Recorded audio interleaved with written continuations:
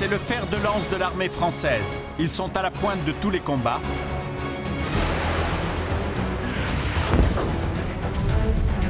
Ce sont les pilotes de chasse de l'aéronavale.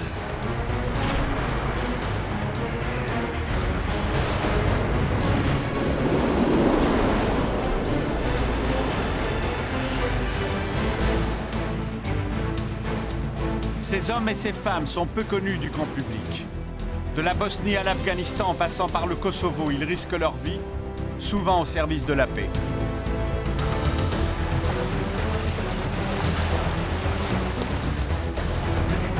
Pour devenir un pilote de chasse, la sélection est impitoyable. En vol, la moindre erreur est fatale.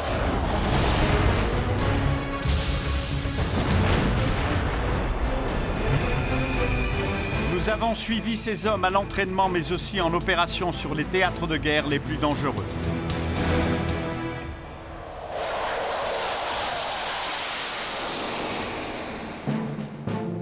Pour tous les pilotes de l'aéronavale, c'est ici que tout commence, à Lanvéoc, près de Brest. Ces jeunes hommes ont tous le même rêve, piloter un avion de chasse. Ils sont 8, ils ont 20 ans, et ils ont déjà été triés sur le volet après une série d'épreuves théoriques, physiques et psychologiques. Ils vont subir une deuxième sélection encore plus exigeante. Et au moindre faux pas, c'est l'élimination sans appel. Bonjour. Bon, on devrait passer après 3 mois ensemble, donc je suis votre nounou pendant 3 mois. Pour les 2 prochains mois, vous appartenez à la Marine nationale à 100%. Vous vivez Marine nationale, vous respirez Marine nationale, vous pensez Marine nationale H24. C'est la période de votre vie la plus difficile professionnellement parlant. Ceux qui veulent faire pilote, c'est le prix à payer. Donc il faut vous sortir les tripes, il faut que vous vous battiez, il faut que vous soyez des guerriers pendant 2 mois. Donc on est heureux d'être ici. Ça vaut vraiment le coup de se battre, ça vaut vraiment le coup de travailler, ça paye. Pensez à tous ces gens qui paient des impôts pour vous. Il y a des gens qui travaillent très dur tous les jours pour payer des impôts, pour que l'État puisse avoir une défense. C'est ça que vous avez choisi comme métier. OK? Oui, capitaine. Oui, capitaine. Voilà, toutes les phrases finiront par capitaine. Ensemble, vous.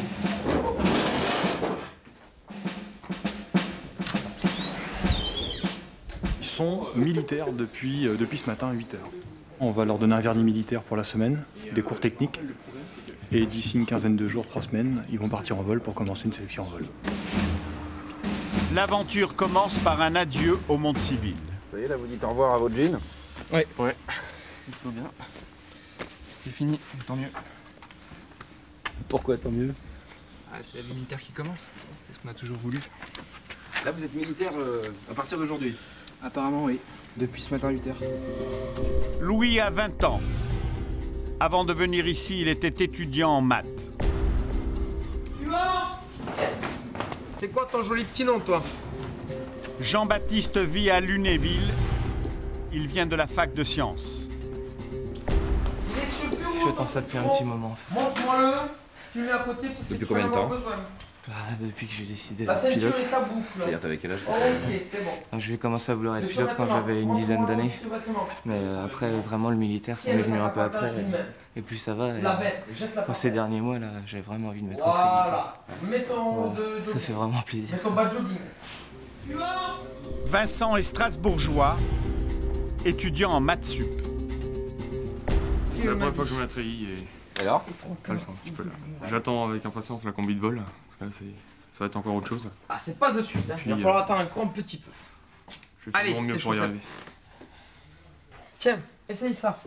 Merci. Toi, ça va? Donc là, ça va mieux. C'est normal que je sois un peu sec. Ah, c'est parce que t'es trop costaud. Ah, mets-toi un slip, mets-toi là-bas. Comme ça. Allez, c'est bon. Elle est bonne celle-là pour toi.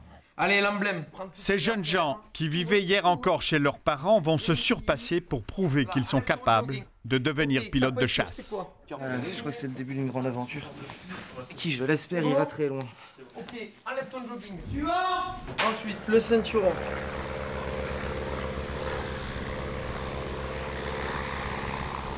Il faut fermer un petit peu la chemisette. Parce que comme vous n'avez pas encore de poils, ça va venir avec le stage.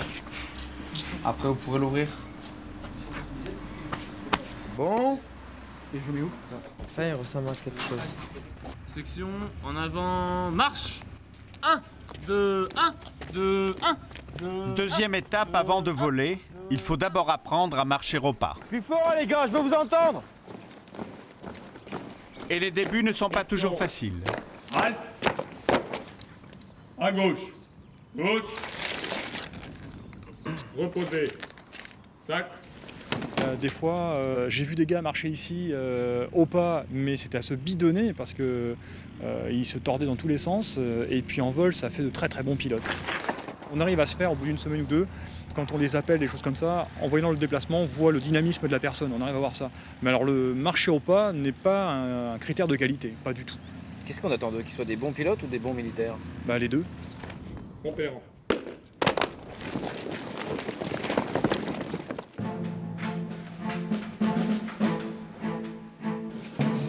Discipline militaire oblige, les futurs as du manche à balai auront la vie dure pendant 3 mois.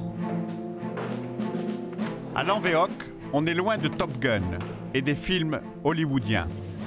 C'est pas tellement Tom Cruise là, hein. J'ai jamais vu Tom Cruise passer le balai dans les chiottes. Là. Vous formez des femmes de ménage ou des pilotes? On fait les deux, hein. On leur apprend à être rigoureux partout et à respecter le matériel. Donc en fait, pour avoir un environnement propre, avec envie de travailler, il faut qu'il soit nickel en permanence. Donc, une façon de tester leur motivation aussi. Exactement. Et puis, c'est quand même plus agréable d'avoir des bâtiments propres, quoi.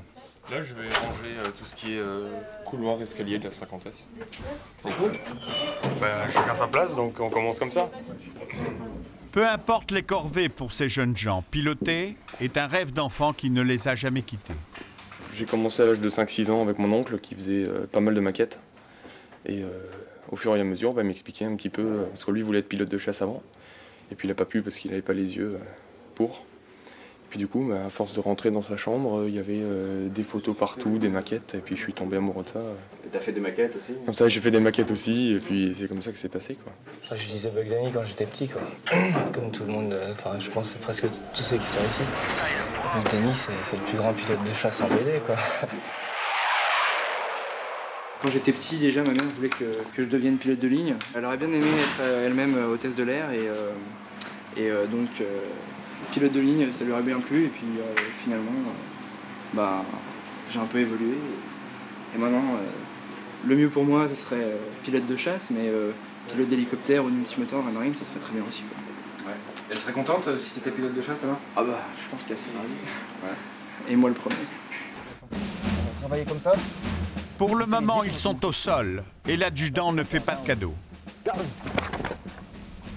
Aux ordres du pistard. Les pompes, hein, tout le monde sait ce que c'est? Oui, capitaine. Pardon, adjudant, pardon. On commence par la série 10. On fait une dizaine de séries. Le temps de repos, on va pas laisser grand chose. 30 secondes, hein, pas plus. En position. On monte pas les fesses, hein. Allez, je compte, on me suit. 1, 2, 3, 4. 10 séries de 10 pompes en fin de journée chez certains, la fatigue commence à se faire sentir. 10. Donc on va recommencer encore là. Allez, en position. 1, 2. L'endurance physique est un critère de sélection primordial. Il ne faut jamais flancher, jamais se plaindre. Allez, pousse. Fais l'effort. Allez, pousse. Allez, tu Allez, allez, monte. Allez, tout le monde. Les gars.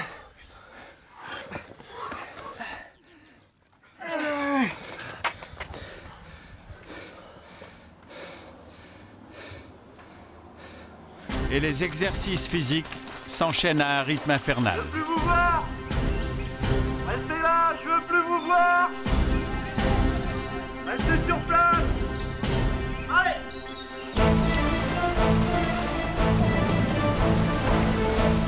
Sur le dos, on retourne là-bas. Allez. Sur le dos.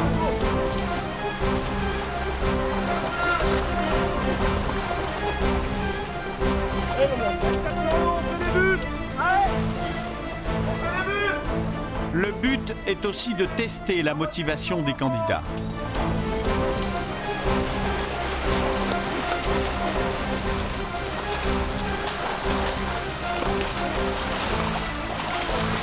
C'est bon les gars.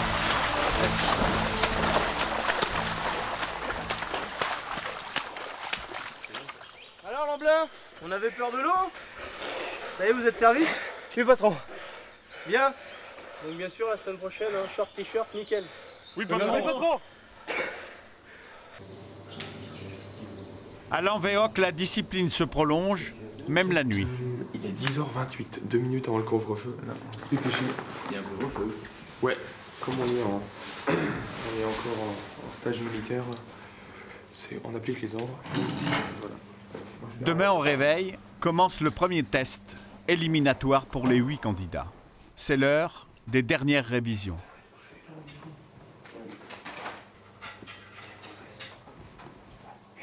Tu vas rêver de quoi cette nuit? D'avion. Et de checklist. Bon, allez, tu dors. Bonne nuit. Bonne nuit. 8 heures du matin. Le lieutenant de vaisseau Ruzel, pilote chevronné, dirige le premier test capital. Pendant 1 heure, les élèves planchent sur les techniques de base du pilotage. Je n'ai pas de règles, c'est dérangeant ou pas?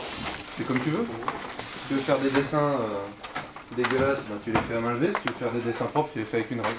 Est-ce que je pourrais la demander à quelqu'un de me rendre Ouais, vas-y. Donc vous avez 1 heure. Le barème doit être marqué sur la feuille, oui. Je vous rappelle donc qu'il faut 16 sur 20 pour pouvoir commencer les vols. D'accord? 16 sur 20. En dessous de cette note, c'est le retour immédiat à la maison. Il n'y a pas de rattrapage possible.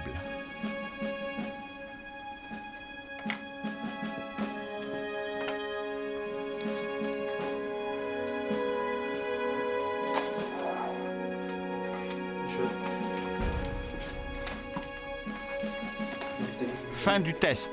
Le lieutenant de vaisseau Ruzel corrige les copies dans la foulée. Il peut déceler très vite les failles des candidats. C'est assez représentatif de la manière dont le candidat enregistre les choses et est capable de les restituer bêtement, puisqu'on demande beaucoup de par cœur. Et c'est significatif d'un problème d'assimilation qui ne pourra pas aller ensuite en vol, parce qu'en vol, après, ça va être pire. C'est dans une atmosphère complètement pressurisée, stress et tout ça. En vol, ça ne suivra pas. Il ne pourra pas enregistrer les choses qu'on lui montrera en vol et les restituer de la même manière. Dans la salle de classe, l'attente est difficile à supporter. Alors les notes, ça donne quoi? Ben, ça va. Tout le monde a plus de 16 sur 20. Ça va entre 16,5 et 19,5. Donc pas de problème. Et donc à ce stade, tous les candidats restent en piste. Ponce. C'est bien. Il se rend. Ici.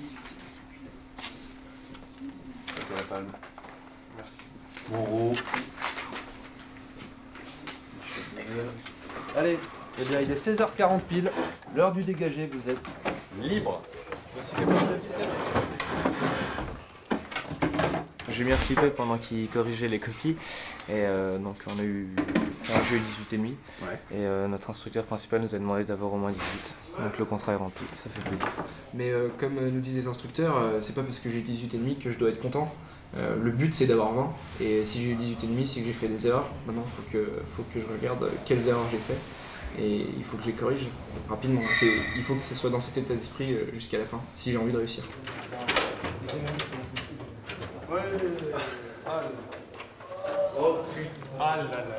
La première épreuve écrite est un succès. Pourtant, de retour au dortoir, une punition les attend. L'un d'entre eux a enfreint les règles et tout le monde paye. Il faut que ce soit nickel, il faut que ce soit propre. Il y avait un gâteau qui traînait, donc tout a été retourné. Et les lits n'étaient pas bien faits. On refait tout. Exactement. Si les lits sont pas bien faits, ben, faut tout refaire. Jusqu'à ce que ce soit bien fait. On nous le montre une fois, puis deux, puis on s'entraîne 1000 fois, et au bout de 1000 fois, c'est là que ça rentre. C'est un peu... Mais ça veut dire quoi un lit au carré? Enfin, tu peux me montrer concrètement? C'est juste un pli. On attrape ici, on fait une espèce de bourrelet et qu'on doit ramener. Et ça sert à quoi? En dessous. Ah bah c'est comme ça. Je ne sais pas, je poserai la question, il y a peut-être une raison. Mais il faut le faire comme ça, donc on fait comme ça, c'est tout. Il est là. Demain, une épreuve décisive pour les candidats, le premier vol. C'est dans des avions légers qu'ils apprennent les rudiments du pilotage. Le premier vol est une épreuve capitale. Elle révèle les aptitudes de chacun à gérer le stress et les sensations physiques.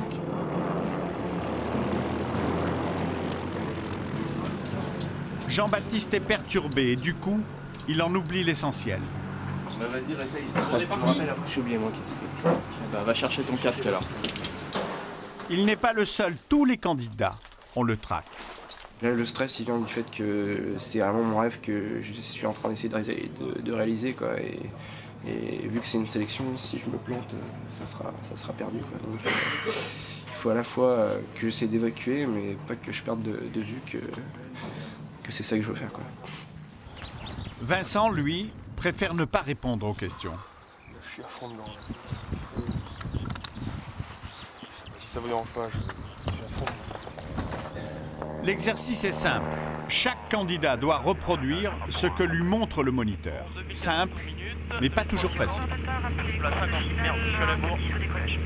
Oh, il va nous tuer le garçon là ou quoi? Ouais, je fais n'importe quoi là. Eh non, allez on continue. 50, 110, je décolle. N'importe quoi. Décollage réussi. En l'air, c'est une autre histoire. Merde, frein, je fais n'importe quoi. Non, continue comme ça. L'examinateur corse l'exercice. Les premières figures de voltige sont au programme. On chute, j'accompagne l'avion. 120, 130, ressources souples. Le nez passe l'horizon. Et l'examinateur traque la moindre faute. Vous avez eu de la chance que la tempête n'était pas 60 degrés, hein. Il faut l'annoncer. D'accord. Et pour ce premier candidat, elles ont été nombreuses. C'était nul du début à la fin. On a eu un problème mécanique au début, ça m'a complètement déconcentré et j'ai fait n'importe quoi. Rien de bon aujourd'hui. Rien de bon. Pour d'autres, le vol se passe mieux, à tel point que le moniteur décide d'aller plus loin dans la voltige, peut-être un peu trop loin.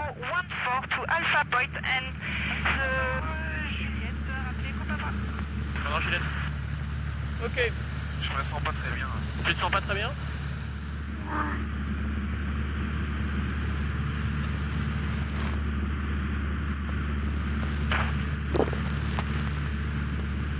À ce stade de la sélection, le vomissement n'est pas éliminatoire.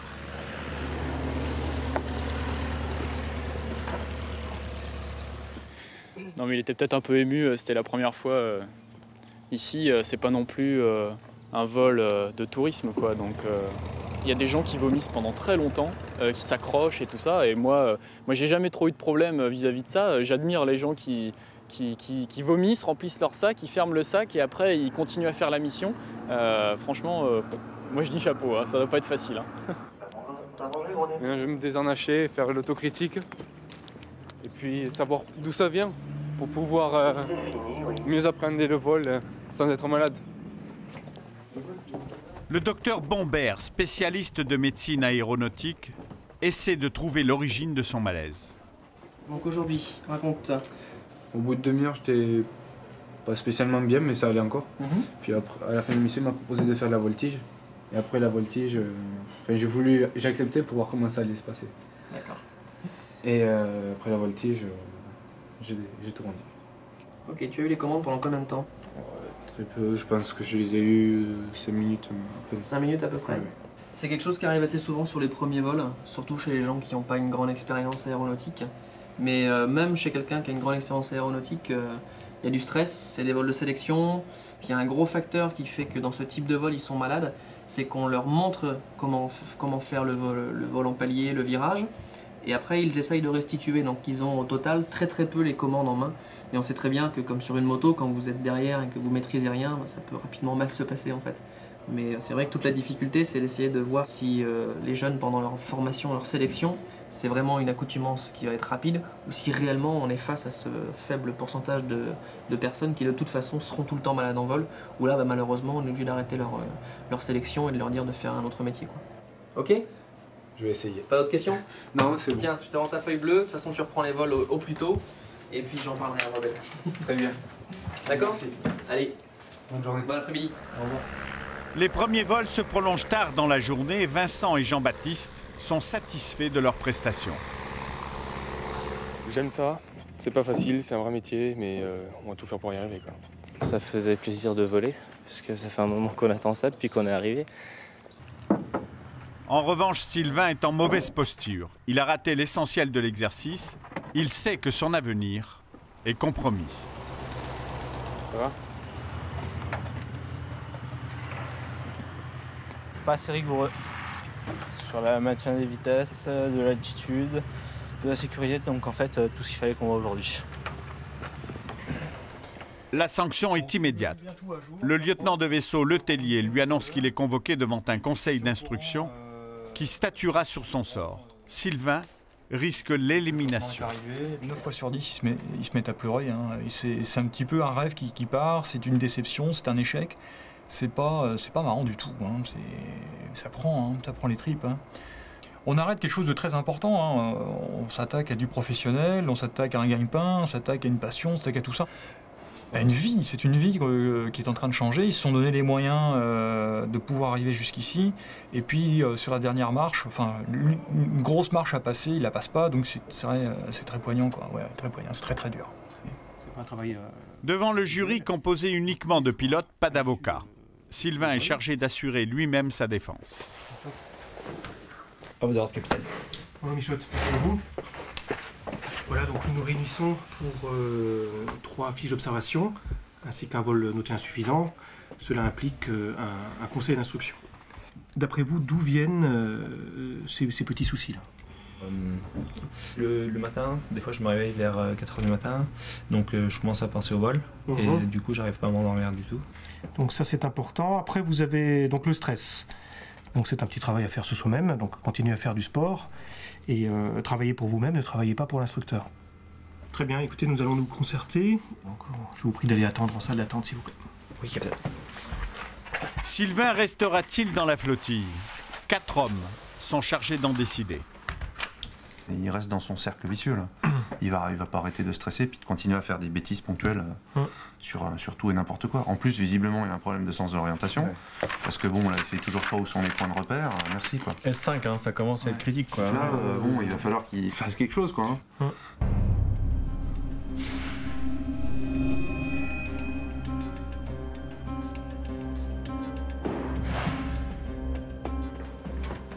Quelques minutes plus tard, le jury rend son verdict. Très bien, donc on a fait un petit peu le point. Alors je veux dire, la progression ne s'arrêtera pas aujourd'hui. Donc on a encore confiance en vous. Pour le stress, de toute façon le stress dans notre métier, il en faut, soyez-en persuadés.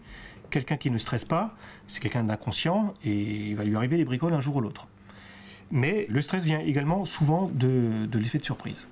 Donc si vous avez bien préparé votre vol, vous serez beaucoup plus serein. Ouais. Merci, capitaine. Deuxième chance accordée, Sylvain sait qu'il a eu chaud. T'as eu peur là, t'as cru que tu pouvais être éliminé ou pas? Bien sûr, on peut faire le sac dans l'heure qui suit et rentrer chez soi. C'est un tournant, on est en train de les faire rentrer dans le moule, donc ça passe ou ça casse, quoi. Et là maintenant, c'est maintenant que ça se fait, quoi. C'est logique, c'est très logique. La route est encore longue pour ces apprentis pilotes. Ceux qui parviendront au bout de la sélection auront plusieurs années d'efforts et de travail à fournir pour devenir un pilote confirmé. Le but, c'est de tout faire pour y arriver et de tout donner. De toute façon, c'est tous notre rêve absolu. Et la meilleure façon de réussir, c'est de tout donner. Et puis au pire, si ça marche pas, au moins on n'aura pas de regrets.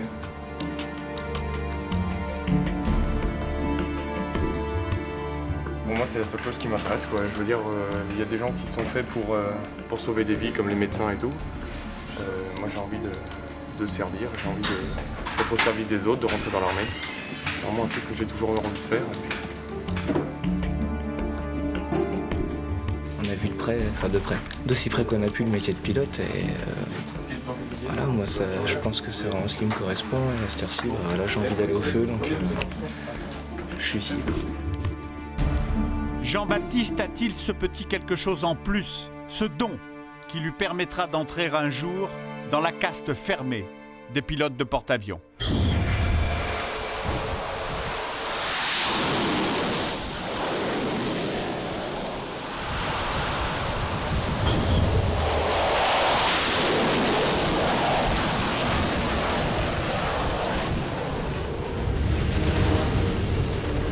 Pour les meilleurs élèves, l'aboutissement c'est ça. Partir en urgence sur des missions de guerre. Le porte-avions nucléaire Charles de Gaulle croise dans une des zones maritimes les plus dangereuses du monde, l'océan Indien.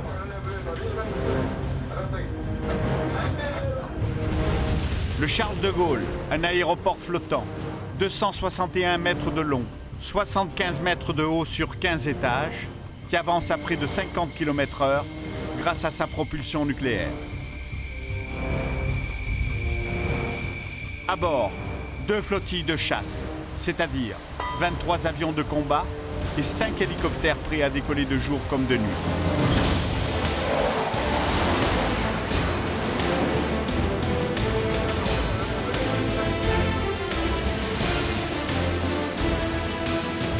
Le porte-avions est l'une des pièces maîtresses de la Task Force 473, la coalition franco-américaine qui mène de nombreuses opérations aériennes en Afghanistan.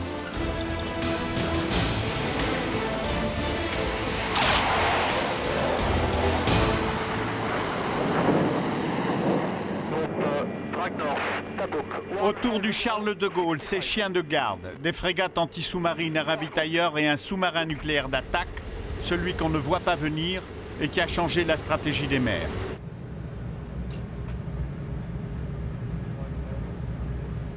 Le contre-amiral Magne assure le commandement de cette opération baptisée Agapant. C'est une opération qui a été déclenchée par les Américains à l'issue de l'attaque contre les tours jumelles du World Trade Center. Et donc, ça a conduit les Américains à créer une coalition de circonstances et à déposer le régime des talibans, puisqu'on savait parfaitement que l'Afghanistan servait de terrain d'entraînement à des terroristes. À la sortie de la mer Rouge, cap au nord-est, vers les côtes du Pakistan. L'opération Agapant doit durer 4 mois. Les 23 avions de combat embarqués mènent de nombreuses missions en zone taliban. Des opérations dangereuses. À tout moment, ces appareils peuvent être la cible d'un missile.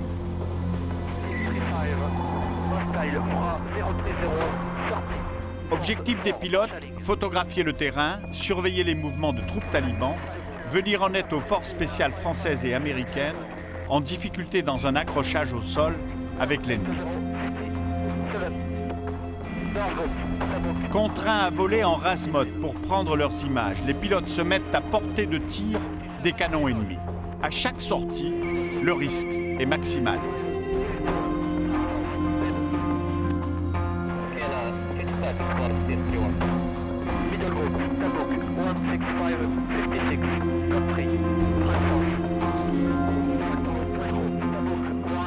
Fin de la mission. Il reste encore une épreuve, et pas la moindre, l'appontage sur le porte-avions, une opération délicate.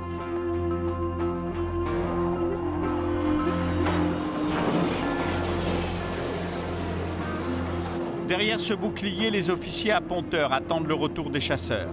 Ils sont chargés de guider le pilote par liaison radio. L'appontage est toujours un exercice périlleux, même pour les plus chevronnés. C'est certainement sur porte-avions la phase la plus délicate parce que ça demande énormément de précision et de concentration. Et l'avion, là, il arrive à quelle vitesse et il a combien de temps pour s'arrêter? Il a 250 km/h et il s'arrête en 60 mètres. En 60 mètres? Oui. Ah, c'est quand même violent, là. Ouais, c'est violent, oui. Peu de pied à droite. Doucement, doucement. En assiette, reste en assiette. Sur le nez. Sur le nez. Monte pas.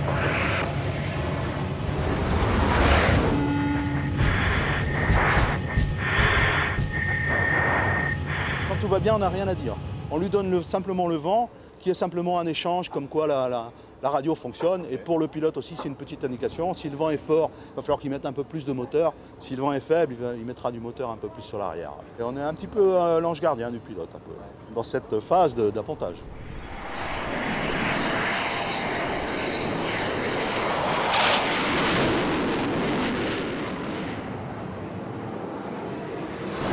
Pour s'arrêter sur une distance aussi courte, le pilote doit se servir de la crosse placée sous son avion.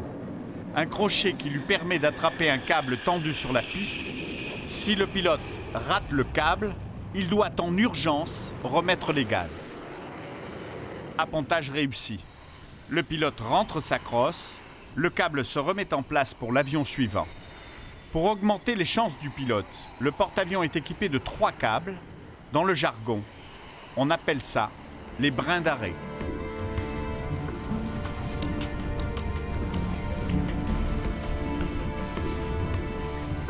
Les clichés rapportés dans ce boîtier sont analysés par des spécialistes de l'image. Leur objectif, découvrir des convois suspects, des camps d'entraînement, des caches d'armes et des entrées de grottes.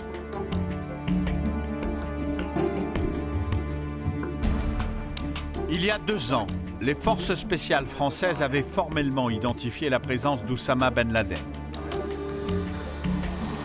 Les informations avaient aussitôt été transmises aux autorités américaines. Aujourd'hui, la traque continue, comme le confirme le commandant du Charles de Gaulle. On est toujours sur la piste de Ben Laden, dont on pense qu'il est caché ou en Afghanistan ou au Pakistan, en tout cas pas très loin de la frontière, et dans des zones montagneuses qui sont quasiment inaccessibles et dans lesquelles on a beaucoup de mal à le retrouver. Et on est paré même à agir en larguant des bombes si nécessaire ou en tirant au canon, ça dépend des types d'avions, sur des rassemblements de talibans qui montraient des embuscades contre nos forces en déplacement en Afghanistan. Les pilotes de la flottille 12F sont en salle d'alerte. Dans 50 minutes, ils doivent décoller pour une mission secrète. En opération, ces hommes n'ont plus de nom, seulement un nom de code. Une précaution au cas où ils tomberaient aux mains de l'ennemi. Aujourd'hui, c'est Push qui commande la patrouille. C'est un chasseur expérimenté.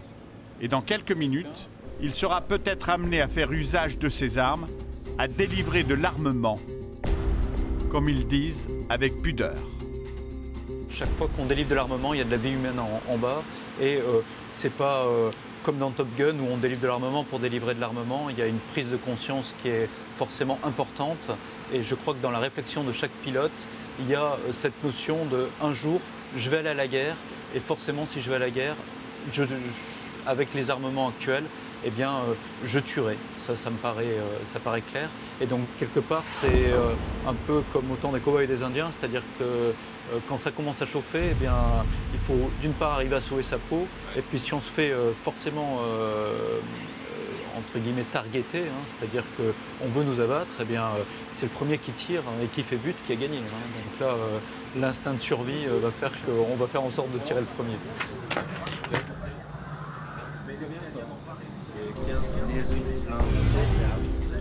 Sharpie est un des plus jeunes de sa flottille de chasse. Il a déjà vécu pas mal d'accrochages sur le terrain. Vous êtes en contact en fait avec l'officier de guidage tactique qui est en bas, qui est avec le commando, et qui lui, s'il se fait tirer dessus ou si ces bonhommes se font tirer dessus, va vous contacter à la radio, donc forcément vous entendez ce que lui entend en retour. Si ça commence à crépiter, qu'on entend des crépitements de Kalachnikov, on sait que là ça commence à chauffer et on est capable de larguer une bombe depuis notre avion sur un objectif au sol. Quand il part en mission de guerre, Tom, le commandant en second de la flottille, a toujours la même hantise. La chose la plus importante pour un pilote de combat, c'est de ne pas se tromper de cible. Ça aurait des conséquences dramatiques. Et je pense que tous les briefings que j'ai pu avoir, que j'ai pu faire, ont toujours été pas de tir fratricide, comme on dit. C'est toujours être sûr de tirer la bonne cible. Et puis si on n'est pas sûr, on ne tire pas et on reviendra une autre fois. Il vaut mieux être idiot que désolé. C'est le fameux vieil adage de la marine.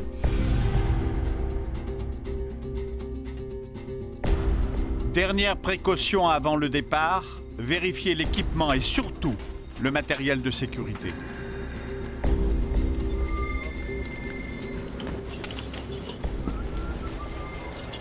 C'est quoi cette veste là? C'est la Mae West. Ça sert à quoi?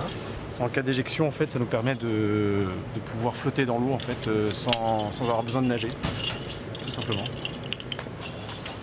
Voilà, donc on est quand même pas mal protégé. Et on a surtout dedans, on a des ustensiles qui nous permettent de nous signaler aussi de nuit. Ouais. Des fusées, et puis on a une balise de détresse également dedans, qui permet d'être repéré si on s'éjecte assez loin du bateau. La flottille est prête à se faire catapulter. Sur un porte-avions, on ne dit pas décoller, mais catapulter, comme on ne dit pas atterrir, mais apponter. Les avions sont propulsés grâce à ce petit chariot qui passe de 0 à 250 km/h en 2 secondes. Une accélération foudroyante 2 fois plus rapide qu'une Formule 1. Lors du catapultage, le pilote encaisse l'équivalent de 5 G, c'est-à-dire qu'il pèse 5 fois son poids. À ce niveau-là, le commun des mortels s'évanouit.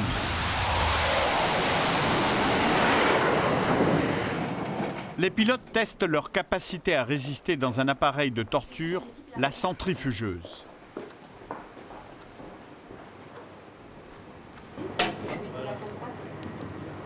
Ils s'installent aux commandes, comme dans un cockpit, et dans la pièce voisine, des médecins militaires observent leurs réactions. Volontaire sous facteur de charge au profit des forces. Vous êtes prêt, monsieur? Oui. Autorisation de lancement. Attention au départ. 3, 2, 1, top départ. Voilà, donc on monte 1 G par seconde, plateau 3G.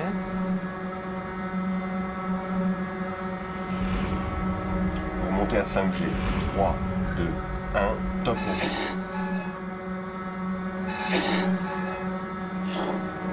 Pour monter à 7G, 3, 2, 1, top montée. À 7G, il pèse maintenant 7 fois son poids, plus de 500 kg, et le sang descend dans son corps. Levez bien. 1, 2, 3. Le cerveau n'est plus irrigué, et pour rester conscient, il doit se livrer à des exercices de respiration. Attention à l'oreille. J'ai arrêté le lancement. Vous n'étiez plus tout à fait aussi performant sur la manœuvre. Putain, là, vous avez arrêté à quel facteur de charge? Alors on va regarder maintenant 8,7 G. Pratiquement le maximum que l'on observe sur un avion de combat. Si ce niveau d'accélération avait été maintenu plus longtemps, le pilote aurait perdu conscience, c'est certain. Le traumatisme est violent pour l'ensemble du corps. Voilà, donc ce sujet, effectivement, a des pétéchies. Vous voyez, ces taches se piquetaient et cette zone, cette rougeur diffuse. Donc, vous voyez, c'est très net ici. Hein, c'est vraiment... chez certains sujets, c'est parfois encore plus spectaculaire et d'autres sujets n'en font pas du tout. Il ne faut pas croire, les hommes ne sont pas toujours les plus résistants. Julie est pilote de chasse. Elles ne sont que 2 dans l'aéronavale et vous allez voir que ses capacités physiques sont impressionnantes. C'est pas une souffrance, c'est pas grave non plus parce que forcément on a le champ de vision qui va se rétrécir et puis on va sentir quand même que la circulation sanguine ne se fait pas comme on a l'habitude. Alors le champ de vision qui se rétrécit, oui. Concrètement, c'est quoi? On a l'impression de rentrer dans un cône Mais en fait on va voir de moins en moins bien, donc au lieu de voir à 180 degrés, ça va se rétrécir et puis on va focaliser sur la fin sur un seul point. En ayant de la vision qui va se troubler progressivement pour arriver à un voile gris, voire voile noir. C'est-à-dire que vu que le sang n'irrigue plus les yeux...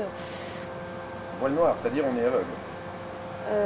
Oui, on ne voit plus en fait. C'est embêtant ça. On entend encore mais on ne voit plus. Oui, mais bon, on connaît nos limites. Très bien, eh bien nous allons procéder au lancement suivant. Autorisation de lancement. Chargé. Vous allez voir.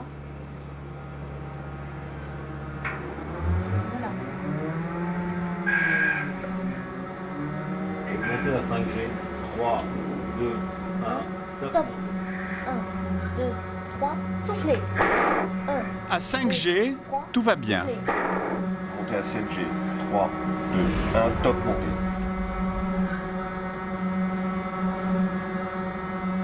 Montez à 9G, top départ. À 8G, 8 fois son poids, sa lucidité est intacte. Sous l'effet de l'accélération, là ce sont les effets biomécaniques qui vont attirer toutes les masses corporelles vers le bas. Et donc les traits se déforment. À vitesse accélérée, la déformation du visage de Julie est impressionnante.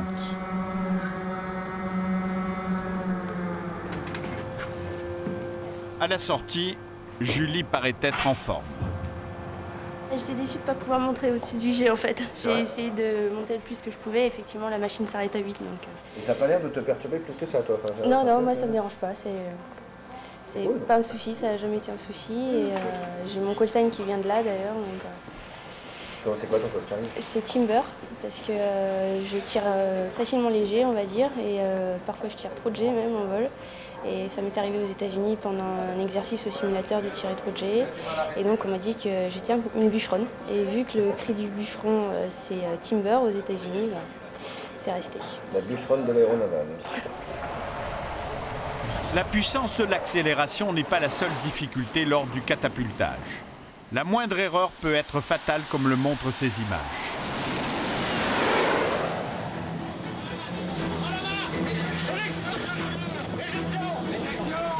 Incident au catapultage. Le pilote a 2 secondes pour s'éjecter, sinon il reste prisonnier de l'avion.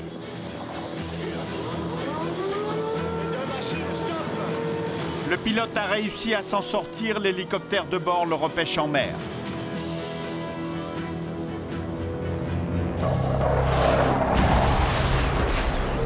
Les incidents d'appontage ou de catapultage sont souvent spectaculaires, comme on peut le voir sur ces porte-avions américains.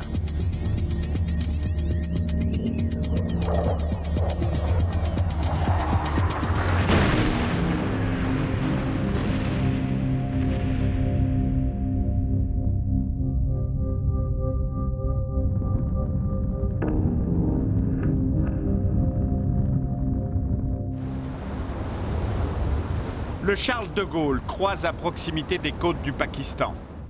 À la passerelle de commandement, on redouble de vigilance. Les machines avant 50. En route au 301. Attention. Bien.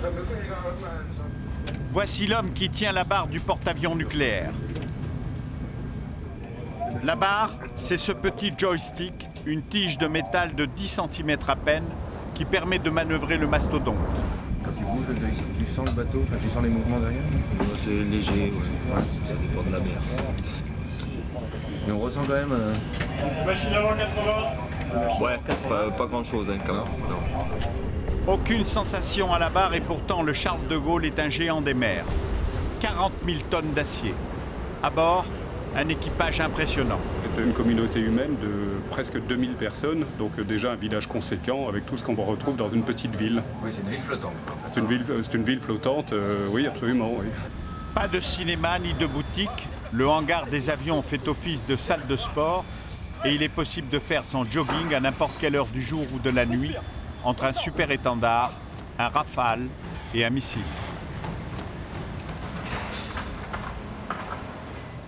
Pour se ressourcer entre 2 missions, Sharpie essaie de trouver un peu d'intimité dans sa cabine. Là, c'est chez moi. Enfin, chez moi. On est 2, en fait. Paradoxe, le porte-avions est immense, pourtant la place est comptée. Une seule chambre pour 2, à peine 8 mètres carrés. Un lit et un bureau par personne. C'est le seul endroit où il peut disposer de quelques objets personnels. Des photos de sa femme et de ses enfants qu'il n'a pas vus depuis 4 mois. Les femmes qui vous disent juste avant d'embarquer, je veux pas que tu partes, je veux pas que tu partes, ou les enfants qui vous disent papa, je veux pas que tu partes. Voilà, bon, c'est vos enfants qui veulent pas vous parler au téléphone parce qu'ils ont l'impression que vous les avez trahis.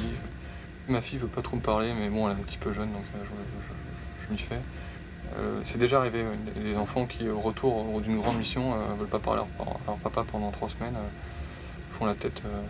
Mais la plupart du temps, les personnes qui font ce métier choisissent les femmes, je pense que c'est assez bien fait ça, choisissent les femmes adaptées ou qui ont cette souplesse. Longtemps réservés aux hommes, les bâtiments de la marine ont ouvert leurs portes aux femmes depuis 1992. À bord du Charles de Gaulle, elles représentent 10% des effectifs, 200 femmes sur 2000 marins. Marie Vassiliev est officier, elle occupe entre autres le poste de journaliste. C'est elle qui rédige le journal de bord du porte-avions. Là, je vais interviewer un pilote pour la Gazette du bord.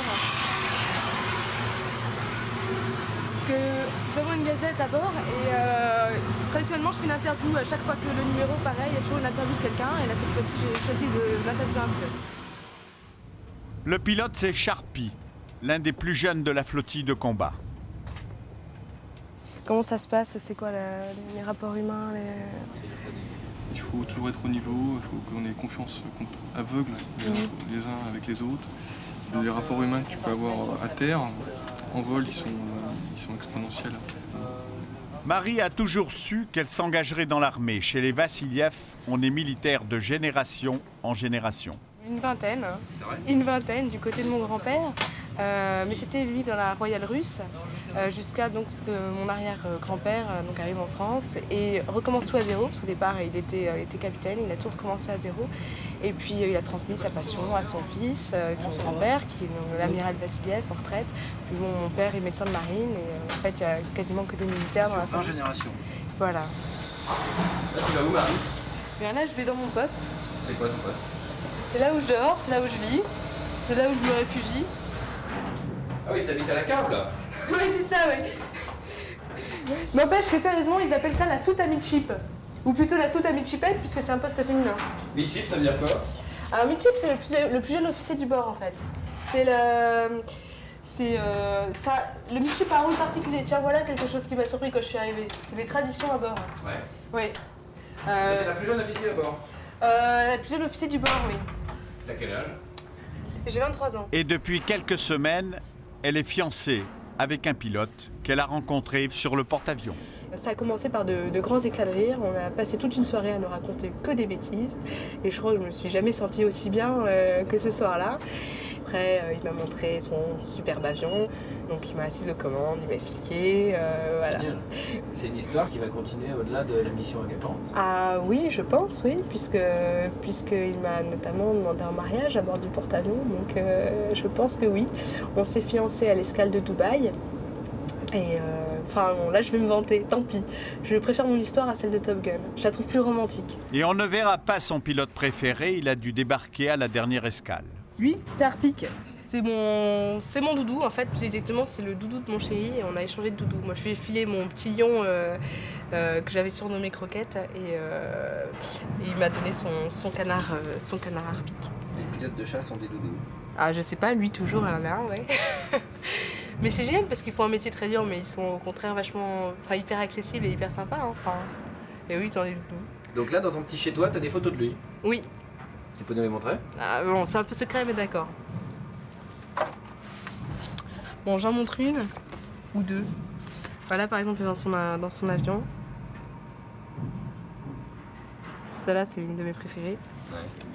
Sinon, bah oui, là, il y a son avion, mais on ne le voit pas, mais c'est quand même lui dedans. Bon, faut le savoir, c'est sûr, c'est psychologique. Et puis sinon, bah, le voilà encore dans son avion, et puis avec ses amis. C'est la fin de la journée pour moi, donc je vais aller me reposer un petit peu quand même. Dodo.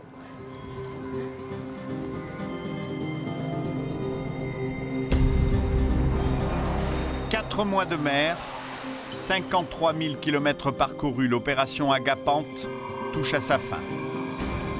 Les pilotes auront effectué près de 400 missions.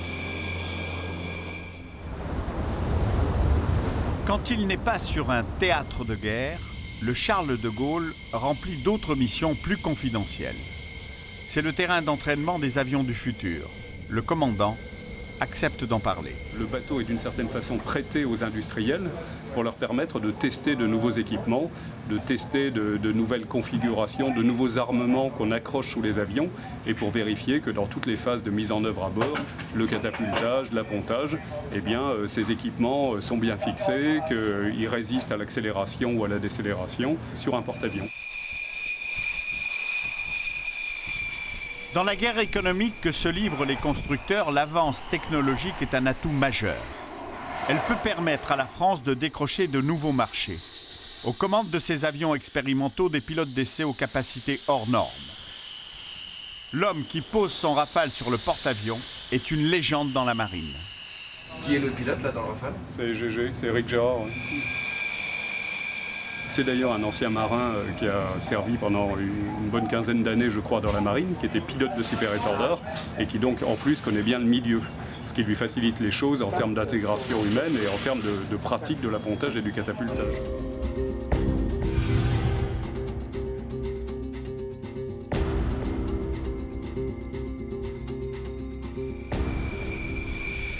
Éric Gérard est un phénomène.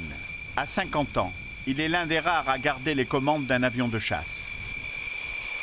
Ça fait 30 ans que je fais ça. Enfin, pas exactement ça tout le temps depuis 30 ans, mais bon, au bout de 30 ans, quand même, tu as déverminé le sujet. J'ai l'impression que j'ai jamais arrêté. T'as apponté combien de fois dans ta vie, tu sais? Presque 500. 500 appontages entre le Charles de Gaulle et lui, c'est donc une vieille histoire. Premier à avoir apponté sur Charles de Gaulle. Ça, c'est une fierté? Ouais, non, c'est sympa parce que ça veut dire qu'on a participé à l'aventure aéronautique française. D'être le premier, le deuxième ou le troisième, ça change pas grand-chose pour le bonhomme, mais ce qui est sympa, c'est d'avoir été là au début, quoi. Les essais commencent, le pilote teste la résistance d'une nouvelle accroche des missiles placés sous l'avion.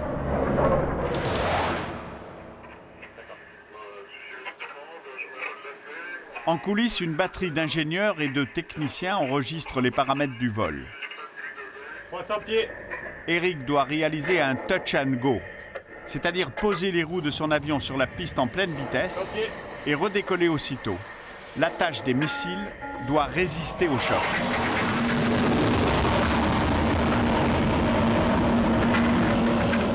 J'ai bien rebondi là, t'as vu, c'était beau.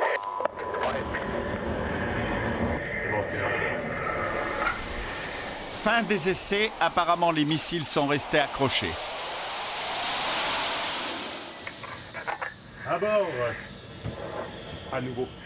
En fait, nous, le boulot, c'est d'essayer de faire en sorte qu'on optimise le rapport coût-efficacité pour essayer de faire un truc qui aide bien le pilote, qui aidera bien le pilote dans sa mission, sans que ça coûte les yeux de la tête. Mais bon, t'as toujours une corde militaire qui vibre dans le fond, hein. Tu es prêt à engager ta vie pour défendre des valeurs auxquelles tu crois. Bon, les valeurs, c'est quoi? Ça peut être la famille, les amis, boire un canon de rouge, manger du camembert, la baguette de pain, enfin bon, plein de choses comme ça. Le lendemain, Éric Gérard s'envole pour une autre mission. On l'attend dans le golfe Persique. Comme d'habitude, son taxi, c'est le Rafale, vitesse de croisière, 800 km/h.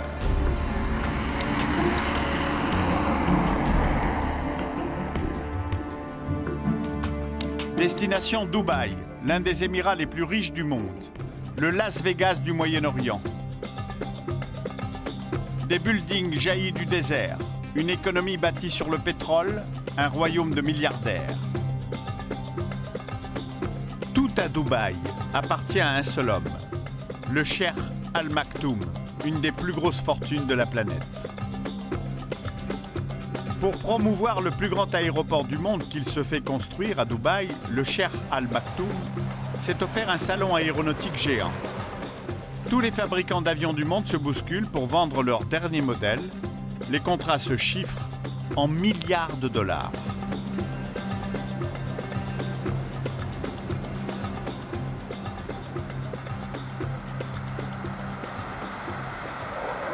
Pour le show aérien, la France est représentée par le Rafale. À la veille de l'ouverture officielle, Éric termine son ultime entraînement. Demain, il disposera de quelques minutes pour convaincre les clients potentiels que son avion est le meilleur du monde. Pour y parvenir, il lui faudra atteindre la perfection, ou presque.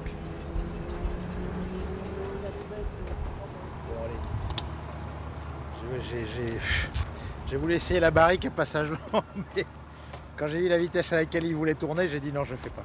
C'est quoi une barrique? Une barrique, c'est une manœuvre comme ça, là. Et j'avais pas tout à fait assez de vitesse. Ouais. Et à basse vitesse, très sensible. La vitesse de roulis décroît très vite. Donc là, vous n'êtes pas content de vous?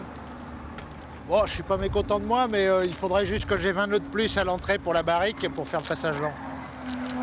On corrigera ça le prochain coup, c'est rien. C'est fait pour ça, l'entraînement. Pour réussir ses figures, il a l'habitude de flirter avec le danger. C'était plus dangereux dans le temps que maintenant. Aujourd'hui, c'est quand même assez bien encadré, assez bien surveillé. C'est moins l'aventure, quoi. Mais vous allez un petit peu aux limites de l'avion quand même de temps en temps. On va aux limites, mais on va aux limites en sachant ce qu'on fait. Malgré son âge, il arrive encore à encaisser 9 G dans son cockpit, 9 fois son poids. Ah non, mais tu vois, j'ai un physique de jeune premier. Une cathédrale de muscles, il y a longtemps. Quand on dit pilote d'essai, il y a quand même le stéréotype de Tom Cruise, enfin, le jeune... Je t'arrête, Tom Cruise n'était pas pilote d'essai. Parce que c'est quand même un métier qui a priori fait rêver pas mal de jeunes, mais il y a quand même, je pense, beaucoup de sacrifices derrière un monde comme ça. Quoi. Non, je crois pas, non, mais... Tu sais, c'est une histoire de longue haleine, hein. Il faut de la chance. Il faut de la chance parce que terminer les pilotes d'essai, c'est pas donné à tout le monde parce qu'en fait, il n'y a pas beaucoup de place. Ouais. Voilà, donc il faut déjà avoir la chance d'avoir un physique pas mauvais quand on est jeune, de pas être complètement décérébré.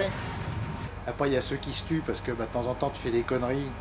Quand tu as de la chance, pour ça je dis qu'il faut de la chance, ça te fait un avertissement sans frais, ça passe près, mais bon, après tu te souviens que ça faut pas faire. Ça fait quand même beaucoup de morceaux de chance mis bout à bout. Les entraînements se terminent, tout est prêt pour le grand show aérien du lendemain. C'est le jour J, l'ouverture officielle du salon. Le Cheikh Al Maktoum se déplace en personne pour l'inauguration. Son jet privé, un énorme Boeing 747. Comme tout souverain, ce prince du pétrole ne se déplace jamais sans sa cour, une suite impressionnante. Tous les industriels présents sur le salon ne cherchent qu'une chose, séduire Sa Majesté pour signer des contrats. Au même moment, Eric se rend au briefing des pilotes pour préparer son vol. Ah, elle est fermée, ma voiture.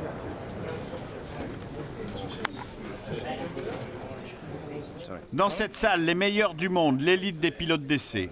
De l'énorme jet au minuscule planeur, ces hommes peuvent tout piloter dans les conditions les plus extrêmes. Ici aussi, Eric est connu comme le loup blanc. C'est un excellent pilote. Il maîtrise son avion à la perfection. Il sait tirer les meilleures performances de son appareil. C'est un voyou, il sourit tout le temps. Mais en fait, il défie toutes les limites. Dernier préparatif pour Eric et ses ingénieurs. Au programme, une succession de figures acrobatiques de très haut niveau. Ça, c'est le schéma de la présentation du Rafale à Dubaï. La figure la plus difficile à faire, c'est laquelle? L'atterrissage, c'est un petit peu touchy, faut pas trop se merder. Il y a le 360 IG, il y a aussi le double rétablissement là au début. Et là, on prend combien de G là, dans cette figure-là? Au départ de la figure, pendant les 3 quarts de la figure, c'est 9G. 9G, ça veut dire que vous pesez combien à ce moment-là? Supposons que je pèse 70 kilos. Ce qui est faux, c'est une supposition. Et bien on multiplie par 9. Vous pesez pas loin de l'atome, j'imagine, dans ces cas-là. Bon, tu voudrais dire que je pèse 100 kilos? Tu es fou. Oui, c'est ça, on pèse pas loin de la tonne sur le siège. Ouais. Ça dure combien de temps? 360, ça dure une vingtaine de secondes. Qu'est-ce qui se passe si jamais on assied sur le siège derrière vous quelqu'un qui n'est jamais monté dans un avion de chasse et que vous faites tout ce programme-là? Eh bien, il va perdre l'image un certain nombre de fois. Ouais. Et probablement le son aussi. Il arrive à s'évanouir? Oui, il y a des chances. Enfin, c'est même une certitude. C'est au tour du pilote français d'entrer en piste. Il donnera son maximum pour montrer les performances de son avion. L'enjeu est énorme, des milliards de dollars pour l'industrie aéronautique française.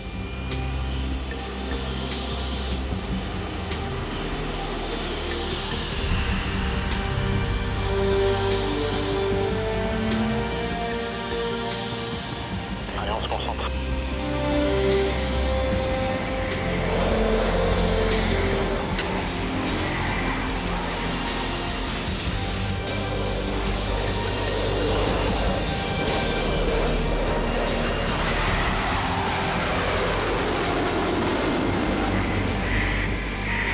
Les figures s'enchaînent à un rythme effréné, tonneau, barrique, looping. Les accélérations sont tellement puissantes qu'elles deviennent douloureuses.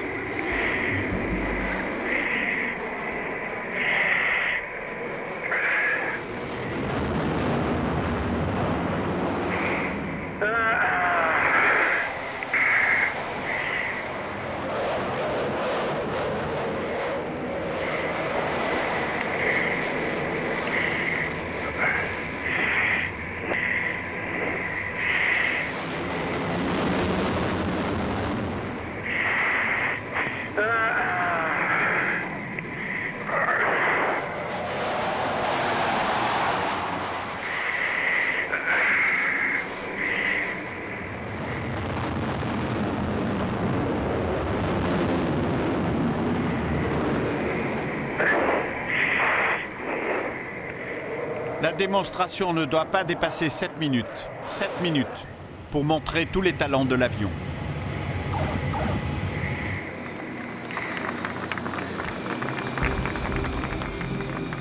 Mission accomplie, Eric semble avoir réalisé un sans faute.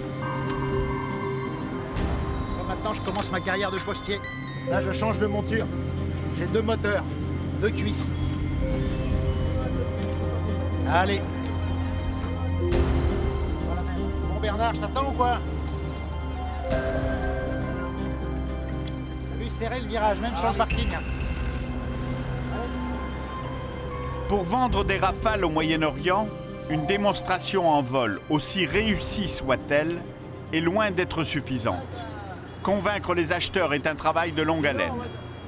Une vente d'avions de chasse ou d'avions de combat, ça ne se fait pas sur le site d'un salon.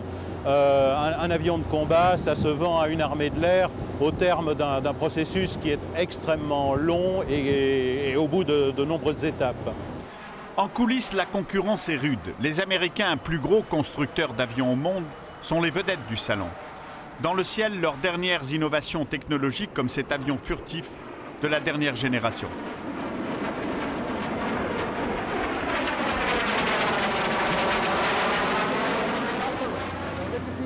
Serge Dassault a fait le déplacement, mais il sait que ce ne sont pas forcément les qualités techniques de ces appareils qui sont prises en considération. Dans toutes les évaluations techniques de nos avions, on a toujours été classé premier parce que l'état-major ont toujours apprécié les qualités de nos avions. Et après, les politiques décident et disent non, c'est pas celui-là qu'on veut, c'est l'autre. Voilà. Vous, les Américains, acceptent, comme ils l'ont fait jusqu'à présent, qu'on se partage un peu le marché mondial, ce qui a été jusqu'à présent, qui permet de vendre un peu, ou, comme ça l'est en ce moment, ils veulent nous bloquer partout. Pour ça qu'on a pu avoir jusqu'à présent aucun contrat. Aucun contrat à l'étranger pour le Rafale jusqu'à présent, même si les perspectives sont bonnes. Des négociations sont avancées avec plusieurs pays. Les informations restent pour l'instant confidentielles. Pour Éric Gérard, c'est la fin de la mission. Il quitte Dubaï dans son Rafale. Il s'apprête à passer 7 heures aux commandes avant de se poser à Istres, son port d'attache, dans le sud de la France. Un voyage qui nécessite 3 ravitaillements en vol. Un ravitailleur de l'armée de l'air l'escorte sur tout le trajet. Une station-service volante.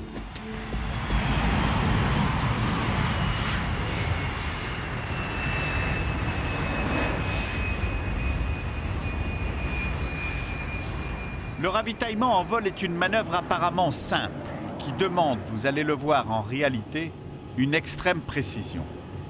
Dans le ravitailleur, le boomer est à son poste, c'est-à-dire le pompiste qui fait le plein du Rafale. À 3 mètres. L'avion de chasse se met en place. 1 mètre. Il se rapproche. Dans le panier, le contact. Il est en contact, il est stable et ça transfère. Moins de 3 minutes pour transférer 3 tonnes de carburant. La fête est pleine, 3 tonnes 3. Donc j'ai pris les 2 terrains d'Europe, Naples et Brindisi, ça tient un ballast légèrement avant. Disconnect, il a disconnecté. Et Rafale, la livraison 3.5. Ouais, bien pris, 3.5. Base aérienne d'Istres près de Marseille. C'est dans ce bureau sans charme qu'Éric Gérard reçoit ses ordres de mission. Après 30 ans de carrière, son plaisir reste intact. C'est une passion. Hein. C'est la passion, ça tient jusqu'au bout. Hein. Moi, je l'aurais après, quand j'aurais arrêté de voler, je continuerai à y penser. Ouais. Je ne peux pas tirer un trait là-dessus. En fait, t'as réalisé, enfin, t'as la chance que peu de gens ont d'avoir réalisé un rêve de gamin, quoi. Ah, ben c'est tout à fait ça, oui. En fait, ce qui est surtout beau, c'est de pouvoir continuer à voler à 50 ans sur des avions de pointe, quoi. Parce que si j'étais dans la... régulièrement, je veux dire, si j'étais toujours dans la marine, je volerais plus, quoi. Je serais en train de faire voler un téléphone avec un bureau dessus, quoi. Un bureau sous un téléphone. Voilà, tu vois, regarde. Une petite cassette. Un petit ordre d'essai. Et voilà, on est reparti.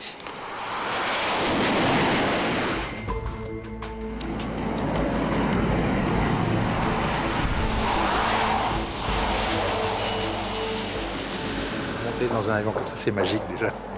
Il n'y a pas de téléphone, il y a le roi du ciel, il n'y a pas d'imbécile, c'est la liberté presque totale.